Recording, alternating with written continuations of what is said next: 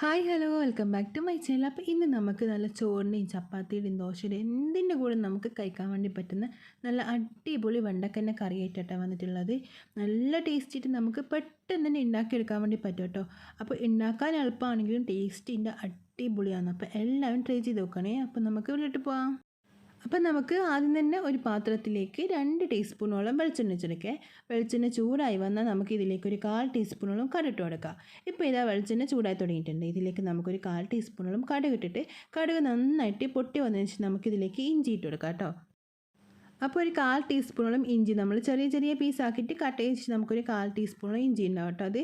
അത് ഇതിലേക്ക് ഇട്ട് കൊടുക്കുക. എന്നിട്ട് ഇഞ്ചി ഒന്ന് നമുക്കിത് ഈ എണ്ണയിലൊന്ന് വഴറ്റി കൊടുത്തതിന് ശേഷം അതിലേക്ക് നമുക്ക് 2 മീഡിയം വലുപ്പത്തിലുള്ള സവാള അരിഞ്ഞത് കൂടി ഇട്ട് കൊടുക്കാം കേട്ടോ. എന്നിട്ട് ഒന്നും കൂടി നന്നായിട്ട് മിക്സ് ചെയ്ത് കൊടുക്കുക. അപ്പം നമുക്ക് ലോ ഫ്ലെയിമിൽ ഇട്ടിട്ട് നമ്മൾ സവാള നന്നായിട്ടൊന്ന് വഴറ്റിയെടുക്കുക. അപ്പം നന്നായിട്ട് വഴറ്റിയെടുക്കുക എന്ന് പറയുമ്പോൾ നമ്മൾ സാധാരണ കറിയൊക്കെ വെക്കുന്ന രീതിക്കുള്ള വഴറ്റിയെടുക്കേണ്ട ആവശ്യമൊന്നുമില്ല.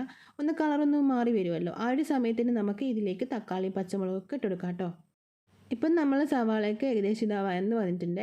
ഇനി ഇതിലേക്ക് നമുക്ക് തക്കാളി ഇട്ട് കൊടുക്കുക. ഒരു മീഡിയം വലുപ്പത്തിലുള്ള തക്കാളി ഇട്ട് കൊടുക്കുക. അതിൻ്റെ കൂടെ തന്നെ നമുക്ക് 2-3 പച്ചമുളകും കൂടി ഇട്ട് കൊടുക്കാം കേട്ടോ. അതൊക്കെ നമ്മൾ എരിവിനനുസരിച്ചിട്ട് ഇട്ട് കൊടുക്കുക. എന്നിട്ട് ഒന്നും കൂടി നന്നായിട്ട് വഴറ്റിയെടുക്കാം. അപ്പോൾ ഈ ഒരു സമയത്തൊക്കെ നമുക്ക് ലോ ഫ്ലെയിമിൽ തന്നെ വെച്ച് കൊടുക്കാം കേട്ടോ. എന്നിട്ട് ഇതുപോലെ ഇങ്ങനെ ഇടയ്ക്കിടയ്ക്ക് ഇളക്കി കൊടുത്താൽ മതി. അപ്പം തന്നെ നമ്മൾ സവാളയും പച്ചമുളകൊക്കെ പെട്ടെന്ന് തന്നെ അങ്ങ് വഴന്ന് കിട്ടിക്കോളും. അതിനുശേഷം നമുക്ക് ഇതിലേക്ക് വെണ്ണയൊക്കെ ഇട്ട് കൊടുക്കാം. ഈ കറി ഉണ്ടാക്കാൻ എളുപ്പമാണ് കേട്ടോ, പക്ഷെ കഴിക്കാനാണെങ്കിൽ അത് സൂപ്പറാണ്. നമ്മൾ ഒരുപാട് സമയമൊക്കെ കഷ്ടപ്പെട്ടിട്ട് ഇറച്ചിക്കറിയൊക്കെ വെച്ച് ചിക്കൻ കറിയൊക്കെ വെച്ച് ഉണ്ടാക്കിയെടുക്കുന്ന ആ ഒരു സമയം നമുക്കിതിന് ആവശ്യമില്ല. പക്ഷേ അതിനേക്കാളൊക്കെ ടേസ്റ്റ് ആയിരിക്കും കേട്ടോ ഇതുപോലെ ഉണ്ടാക്കിയെടുത്തിനാൽ. ഇപ്പം നമ്മൾ സവാളയും തക്കാളിയും പച്ചമുളകൊക്കെ നന്നായിട്ട് വഴന്നിച്ച് നമ്മളിതാ ഇതിലേക്ക് വെണ്ടക്ക ചേർത്ത് കൊടുത്തിട്ടുണ്ട്. ഒരു 4-5 വെണ്ടക്ക ഇതുപോലെ ചെറിയ പീസാക്കിയിട്ട് കട്ട് ചെയ്തിട്ട് കൊടുക്കുക. എന്നിട്ട് ഇതും കൂടി നമുക്ക് ഇതുപോലെ നന്നായിട്ട് മിക്സ് ചെയ്തെടുക്കാം കേട്ടോ. അപ്പം നമ്മൾ ഇതിങ്ങനെ മിക്സ് ചെയ്ത് കൊടുത്തതിന് ശേഷം നമ്മൾ വെണ്ടക്ക ഏകദേശം ഒന്ന് കളറൊക്കെ ഒന്ന് മാറി വരുമല്ലോ.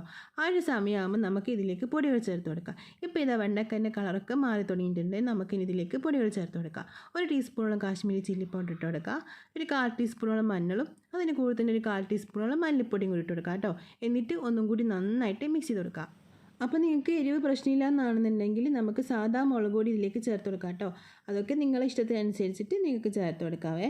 ഇനി നമ്മളിത് നന്നായിട്ട് മിക്സ് ചെയ്തിട്ട് ഇതിൻ്റെ സ്മെല്ലൊക്കെ ഒന്ന് മാറി തുടങ്ങിയിട്ടുണ്ട്. ഈ സമയത്ത് നമുക്ക് വെണ്ടയ്ക്ക വേവാൻ ആവശ്യമായിട്ടുള്ള വെള്ളം ഒഴിച്ച് കൊടുക്കാം. അപ്പോൾ ഏകദേശം ഇതിലേക്ക് 1 കപ്പോളം വെള്ളം ഒഴിച്ച് കൊടുത്തിട്ടുണ്ട്. നമ്മൾ വെണ്ടയ്ക്ക വേവാൻ ആവശ്യമായിട്ടുള്ള 1 കപ്പോളം വെള്ളം ഒഴിച്ച് കൊടുത്തിട്ടുണ്ട്. ഇനി നമുക്ക് ഇതിലേക്ക് ആവശ്യമുള്ള ഉപ്പിട്ട് കൊടുക്കാം. അപ്പോൾ നിങ്ങൾക്ക് വേണമെന്നുണ്ടെങ്കിൽ നമ്മൾ നേരത്തെ സവാളൊക്കെ വറ്റുന്ന ആ ഒരു സമയത്ത് തന്നെ ഉപ്പിട്ട് കൊടുക്കുക.